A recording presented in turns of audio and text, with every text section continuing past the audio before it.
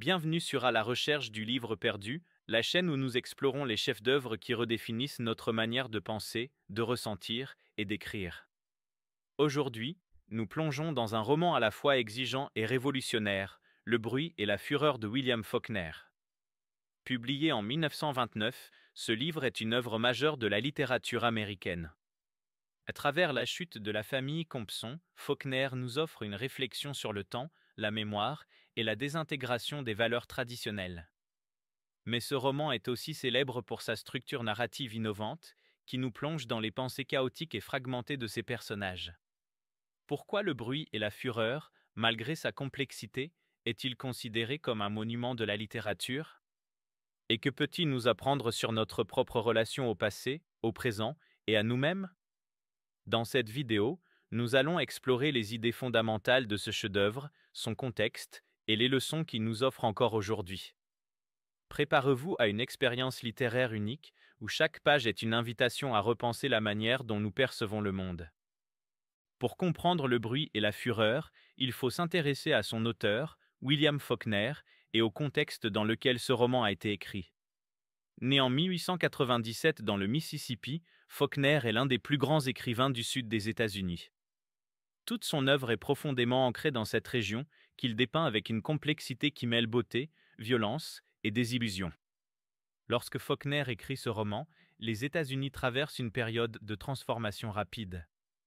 Les valeurs traditionnelles du Sud, basées sur l'aristocratie, l'honneur et la hiérarchie raciale, s'effondrent face à l'industrialisation et à la modernité. Cette tension entre passé et présent est au cœur des bruit et la fureur, où la déchéance de la famille Compson devient une métaphore de la décadence du Sud. Faulkner est également influencé par les mouvements littéraires de son temps, notamment le modernisme. Inspiré par des auteurs comme James Joyce et Virginia Woolf, il expérimente des techniques narratives audacieuses, comme le flux de conscience et les sauts temporels. Ces innovations font d'Elle bruit et la fureur une œuvre avant-gardiste qui pousse les limites de la narration traditionnelle.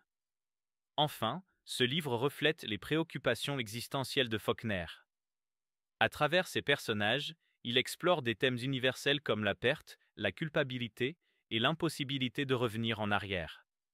Ce mélange de profondeur psychologique et d'expérimentation formelle fait d'Elle bruit et la fureur une œuvre qui continue de défier et d'inspirer les lecteurs du monde entier. Entrons maintenant dans l'univers d'Elle bruit et la fureur. Le roman est divisé en 4 parties, chacune racontée par un narrateur différent, et cette structure fragmentée reflète l'effondrement de la famille Compson. La première section, racontée par Benji, un homme atteint de déficience mentale, est l'une des expériences les plus déroutantes de la littérature. Benji ne perçoit pas le temps de manière linéaire, ses souvenirs se mêlent au présent, créant un récit chaotique mais profondément émouvant. À travers ses yeux, nous ressentons la douleur de la perte et de l'incompréhension.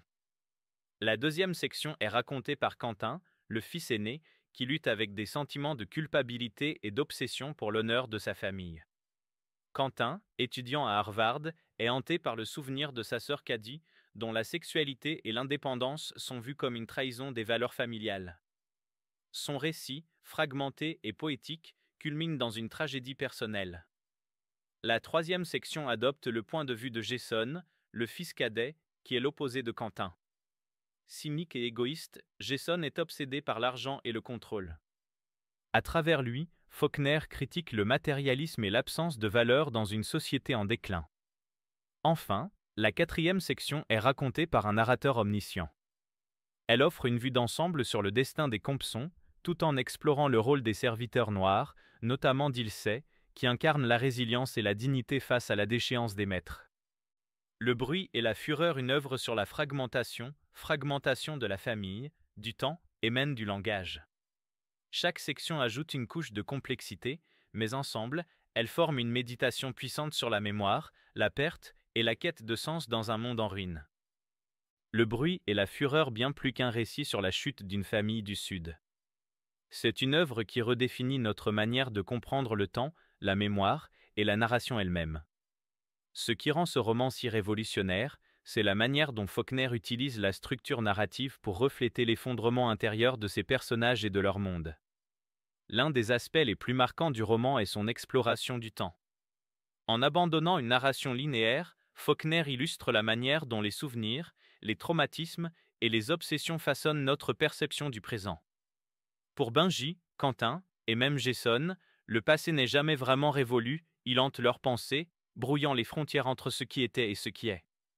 La narration fragmentée de Faulkner reflète également la fragmentation de la famille Compson. Chacun des narrateurs est piégé dans sa propre vision du monde, incapable de se connecter pleinement aux autres. Cette isolation est exacerbée par la chute des valeurs traditionnelles du Sud, que Faulkner critique tout en montrant la mélancolie. Sur le plan culturel, le bruit et la fureur a eu un impact immense. Il a influencé des générations d'écrivains, des modernistes comme Samuel Beckett aux postmodernes comme Toni Morrison.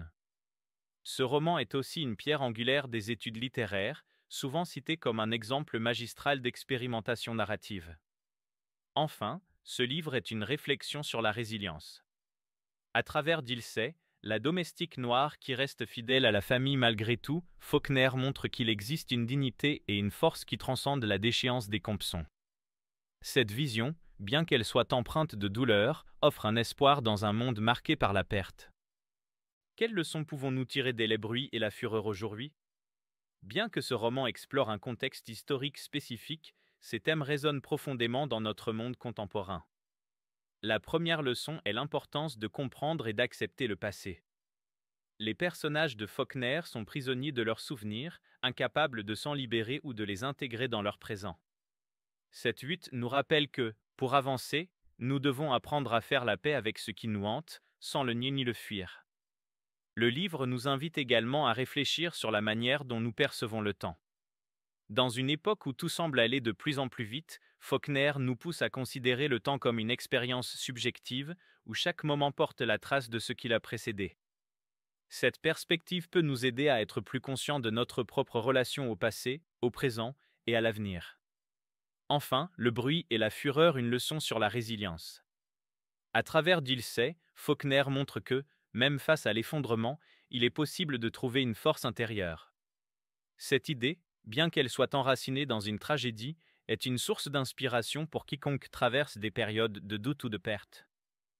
Le bruit et la fureur de William Faulkner est une œuvre qui défie et récompense ses lecteurs par sa complexité et sa profondeur. Avec sa structure innovante et ses thèmes universels, ce roman reste un chef-d'œuvre incontournable pour comprendre la littérature moderne et les luttes humaines face au temps et à la mémoire. Si cette vidéo vous a donné envie de découvrir ou de redécouvrir ce chef-d'œuvre, je vous ai mis un lien en description pour commander le livre. Merci d'avoir suivi cette exploration. Et vous, comment percevez-vous l'influence du passé sur votre propre vie? Partagez vos réflexions dans les commentaires. À très bientôt sur À la recherche du livre perdu.